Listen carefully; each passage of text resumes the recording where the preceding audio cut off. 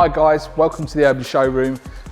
Just wanted to put a quick video together and just show you our latest addition to the showroom.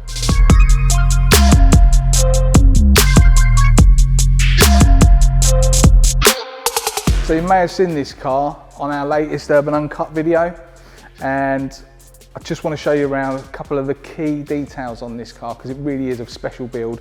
Our first Widetrack. Let's have a look. So starting at the front here, I think you'll notice our XRS bonnet. Now this is ordinarily unique to the XRS, but because it's such a special build, we took the decision to fit this and just give that front a bit of a meaner look. Continue down with the A-bar, finished in gloss black, continues this nice black graphic across the top of the car. So another first for this car is our new 22-inch WX four-wheel. Flat face design, carries across some of the design cues from some of the Rolls-Royce and Range Rover products that we've just freshly launched. I think you'd agree that design is going to be the wheel of 2024. Finished in satin black, ties in nicely with the satin black wrap that we've got down the side of the vehicles. If you want to know more about this thing, just give the guys a shout. Come down to the showroom. It's here, it's ready to go.